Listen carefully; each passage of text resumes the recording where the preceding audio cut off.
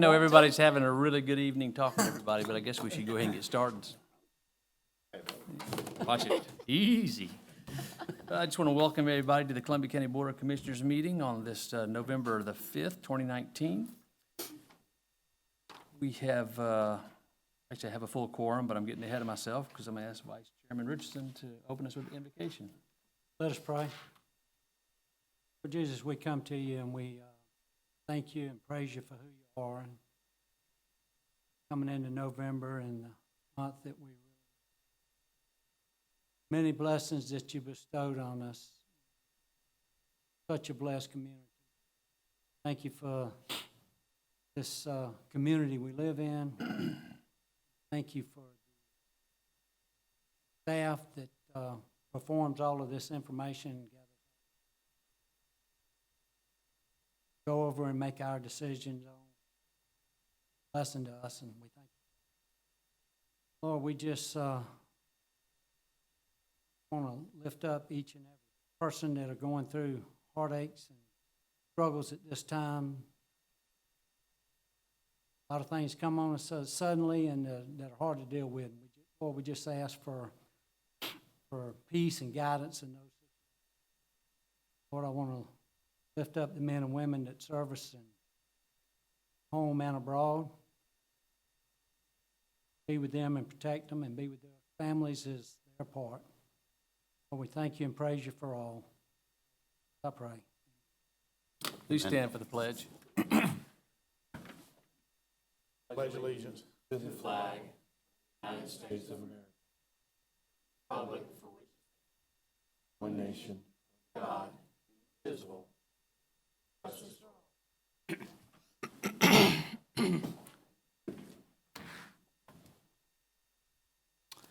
So let the record show we have a full quorum of commissioners. Commissioners, in your packet, you have 3 sets of minutes. From first is the October 15th, 2019 meeting. If they meet with your approval, I'll accept a motion to do so. Make a motion to approve. Second, sir. All in favor, raise your right hand. And next, on October 13th, the planning advancement. Make a motion to approve? Yes. Second. All in favor, raise your right hand. And lastly, the minutes from the October 13th planning advance executive session. Motion to approve. Second.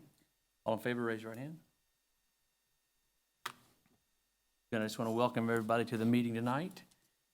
They should actually be a fairly quick meeting. There's not a lot on the agenda, but we do have, we don't have any special recognitions, but I know that we did have somebody had asked to speak. So Mr. Donald Hammers, come up, sir.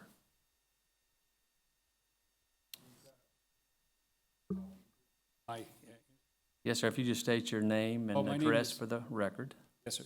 My name is Donald Hammers.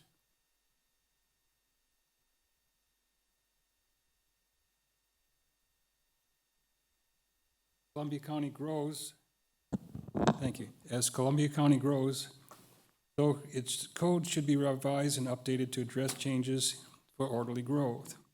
I would like to present some changes that I believe necessary be incorporated into code referencing Chapter 82, Traffic and Vehicles.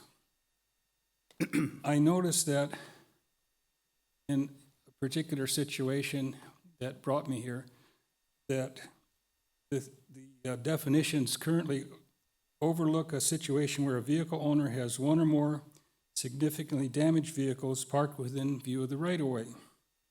These vehicles detract from the appearance of the neighborhood and should also be regulated similar to inoperative vehicles. Proposed definition that I have gives a little bit better insight into it. I would propose a new class in the definitions in section 82-1, significantly damaged but drivable vehicle. And I would define that as any vehicle where the normal intended use or safety requirements are compromised, but allowing the vehicle to remain otherwise drivable to include operable doors, installed windows, fenders, and taillights, or head and taillights, trunk and hood covers, and front and rear bumper areas. These vehicles as defined are marginal for road use, and the owners of such vehicles need to be motivated to have them repaired to ensure operational safety. So I would like to include where it's written inoperable vehicles to also include significantly damaged but drivable vehicles. And down in section 82-143, paragraph D, there's some allowances for these vehicles. If you have them, inoperable or my proposed significantly damaged but drivable vehicles, such that they should be repaired and they have a 60-day time limit. Also included, I'd like to include with that is where if they do have a vehicle that is significantly damaged but drivable, as I defined it, that those owners could keep them parked in the view of the right-of-way, but have a cover over them of some sort so that it wouldn't detract from the neighborhood. And my proposed code revisions do not impinge on the owner's rights to have one such vehicle on their property, nor do they prevent the owners from repairing one significantly damaged but drivable vehicle on their property, same as the one inoperable vehicle that is already allowed to be repaired inside a closed structure within a 60-day limit. And I appreciate the board's consideration of my proposal. Thank you for taking the time to put this together. I actually took a chance, took the time to read it right before the meeting, and I don't want to mislead you and take you down a path that's not going to happen. I don't see how this would basically be enforceable by the county. If we actually wrote this code and passed it, I don't know how we could. How do you enforce the inoperable vehicle portion of the code that you already have? We have code enforcement areas, but again, I don't want to, I'm shooting straight with you. Yeah. I don't know that this is going to go anywhere, Okay. but we'll give it to staff and let them look through it. Yeah, I just don't know how we got do it. an example. If Yes, sir, I saw it. You got it, okay, Yes, sir. very good, very good. Mr. Chairman, by nature, an inoperable vehicle is still going to be there next week after we have an opportunity to inspect it, whereas an operable vehicle that may have a window broken or a damaged fender may not be in the same location, and again, Maybe yes, but maybe no, you see what I'm saying? If it's there, this particular vehicle that I have in the picture there has been there for well over a year, and it hasn't moved, and the guy's using it essentially for a clothes dump. The guy's a little off that has this. Matt, do we have issues to deal with something like that? We do. So, well, not for the operable. If it's tagged, Yeah, functions, so that's what we go out. If we get a report of an inoperable vehicle, we go out, knock on the door, make the owner come out, start the car, prove to us it operates. Now, if they choose not to drive it, and it sits in their driveway for a year, it's on them. It's their Yeah, property, is tagged. Our problem with this, the proposal as he's presented it, is it's so subjective. How do you determine when you get to severely damaged but operable? Is a dented fender? Is that something that we would say you can't have a dented fender? no, It's no, tough that's there. not what I said. I said here, to include operable doors. Does the door work? Right. All right, that's easy. Okay, are the windows that are supposed to be there installed? Are they there? That's easy to see. Head and tail lights, trunk and hood covers, and front and rear bumper areas. You can see these things. An inspector could see them. I could see them from the street. So I don't see where that is really an enforcement problem. I hear what you're saying, but it becomes, I guess, from our standpoint, how do we enforce the condition of one's car? If it meets all requirements by law to be on the road, how do we tell them they can't have it in their driveway? I guess is my. Well, that's kind of what I was getting after. If you have such vehicle, why is it not repaired? May not be able As- to as afford to. operable? Can't afford it. Yeah, that's, Well, yeah, but if you give them a 60-day limit, like you do an inoperable vehicle that's already in the code, that was my point. the point. Yeah. I think it's a thin line that we're trying to walk down of where we're regulating the looks of something. I don't know, it's just, we gotta do a Well, lot yeah, of talking about it. okay, I see your point, regulating the looks of the vehicle. But if you look at it a little deeper, these vehicles aren't fully operational. Say there was another accident with that vehicle, and the guy was trapped inside because he couldn't get a door open. Especially if he got, in this particular case, picture where the driver got hit on the driver's side, couldn't get out because the other doors are jammed, previous accident. And that's kind of why I'm bringing this up. As far as enforcement goes, the enforcer can determine if the doors work, if the windows are there, and it would be a real easy thing to enforce. Also, too, I would ask that the code include that if they're going to park it in the front because they might want to drive it somewhere to get it fixed, or just drive it, is to keep it covered. Looks, but that's kind of why the inoperable vehicles are relegated to the, not in view of the right-of-way. Mr. Amber, is this something maybe your HOA could address? I would like to, but yeah, this is a HOA thing. That's, if you would take it and Yeah, well- and review it and compare it to our code and advise the commission what steps forward would be. I wanted to be truthful with you. When I read it, I couldn't see how we would actually enforce it and how many inspectors we'd have to hire to be out for any rate. Not really, not really. The commonality is more into the R1, R2 zone areas because there's a lot of rentals in those areas. I know in my neighborhood there's. And this is kind of aimed at that sort of thing. This particular vehicle, owner is in and out and the son is watching the place. Car's like been there for ages. We ought to check it and see if it runs. So y'all can get together after this meeting. Oh, it's already been done, sir. Okay. Already been done. Well, thank you, That's sir. why I'm here too, because I'm frustrated with dealing with this. He didn't have his license up to date. He did get it up to date. Thank you for your time. Okay. We got it. They're going to advise us on what to do. On to the consent agenda. Commissioners, you have items that have gone through committee and received the necessary votes to be placed on a consent agenda. So if they still meet with your approval, I'll accept a single motion to do so. So moved, sir. Second? Any discussion? In favor, raise your right hand. I believe we go to Commissioner Malier.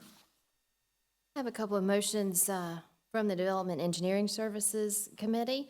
First, I make a motion to approve the second reading of Resolution 19-31 for the Retreat at Baker Place Phase 4 SLD 507D with upfront poll cost of $6,554.66 and annual utility cost of $2,824.08. Resolution 19-32 for the Linsmore Section 3 SLD 454J with upfront poll cost of $4213.71, annual utility cost of $1,815.48, and developer contribution of $1,620. Resolution 19-33 for the Stallings Ridge Section 2 SLD 517B with upfront poll cost of $7,022.85, annual utility cost of $3,025.80, and developer contribution of $3,060. That was well done. Second. Discussion? All in favor, raise your right hand. Motion carries. Next, I make a motion to approve the request for a variance to Section 90-53 List of Lot and Structure Requirements for Tax Map 081B366 in order to reduce the required setback to 6 feet from the northern side property line to accommodate a garage addition into the existing house, subject to the condition that the revised setback shall apply only to the proposed garage addition, and any additional construction must comply with the R2 setbacks. Second. Has this gone through the HOA? It has, they have written a letter in full approval. And the resident behind has also written a letter approving. Super. Any discussion? I just have a question, just for future reference. Since, I don't know if this house is on the golf course or not on the golf course, but could this create something that if a house is on a certain part of the golf course, by getting this closer, that it could affect the golf course in the future? I wouldn't think so. Having lived there for 30 years. That's why I'm asking you. force and all of that stuff. Any other questions? All in favor, raise your right hand. All opposed? Motion carries. Any legal matters? No legal matters. Request for review by committee. Right. Public comments, participation. Russell? Oh, that's right, you're on planning. No longer public. I forgot. Executive session, we have 2 matters. If it pleases the chairman, I would like to address these 2 items in the public forum. Very much so. I make a motion to approve $48,000 to Wilson D. Crafton Jr. and Paul Eubanks III, parcel 48, and $18,000 to Caroline Preston, parcel 102, to obtain right-of-way and/or easements for the TIA project, PI 0008346, Fury's Ferry Road widening project. Second. Any discussion? All in favor, raise your right hand.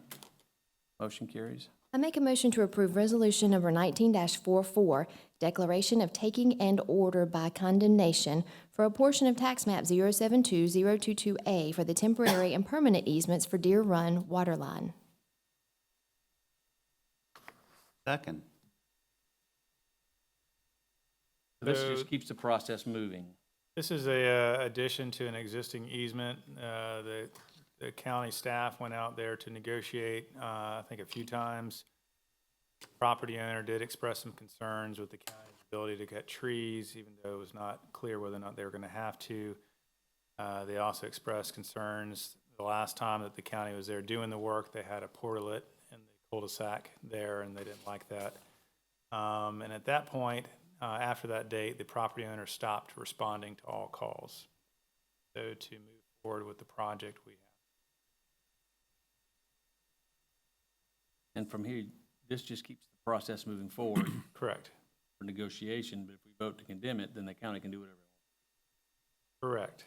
This, I mean, you don't, it's not condemned as of today, right? We'd have to still file a motion with the court. Put money in the court, in the court's registry. And after you file a condemnation, you can. Yeah, my expectation is we would continue to work it out. Right. So are they concerned with the conditions of the portalet and a couple of trees or the money? Where, do you know where the holdup or the hiccup's at? I reviewed the negotiation logs. It didn't seem to be about money. It just, they didn't want the work done. Any discussion? All in favor, raise your right hand. Motion carries. Anything else we need to discuss? Chairman, in light of last week's press release, I'd like to thank our staff for their hard work to get us to our 3rd AAA bond rating. Thank you, Scott, Matt, Glenn, everybody out there. Appreciate all that hard work. Proud of our group. What, 1 out of 49 out of 3,100 and something? Right, 1 out of 49 in the country, out of over 3,100 county and county equivalents, and there's only, we are now the 3rd in Georgia. Cobb and Gwinnett are the other 2, and both of those are close to 1 million in population each. I don't think we've found anything even close to our size, have we? No, nobody in the country is close to our size. There was a comment that you stressed, I don't quote verbatim, that where in the finding from S&P, they mentioned that we were, they didn't say stronger than the federal government, but I think more secure. More liquid? In case of a challenge, Right. the federal government would be. Right, better equipped to handle a challenge than potentially even the federal government, which Yes. is good. We've positioned ourselves well financially. I don't really know how we could get better Fortunately, praise than Mrs. that. Reese is not here, He is not. too, so. Thank you for your leadership. I know the last class I was a month ago, we were talking about that and the stability of the counties and how many days of reserve and throughout what we had, and I don't think anybody in there really believed that I was correct on, on what I was saying, so, this, as we go to these trainings, and get with all of the counties from all over the state, just unbelievable what we appear as far as over and above, but that's what it appears with our leadership, we're at and where we're trying to go. So I thank you for that. I appreciate the kudos. This staff works hard to uphold the core values that are behind you. We came up with those core values, and it's something that our staff lives by every day. We don't get, I say we, not me, but the staff doesn't get near enough credit for upholding those. But that one core value at the very end is excellence, and we make sure that we adhere to that. And we are the envy of a lot of people in this state. On that note, are there any other motions that need to be made? Chairman, I'd like to motion we adjourn. Second. All in favor, raise your right hand. We're out of here.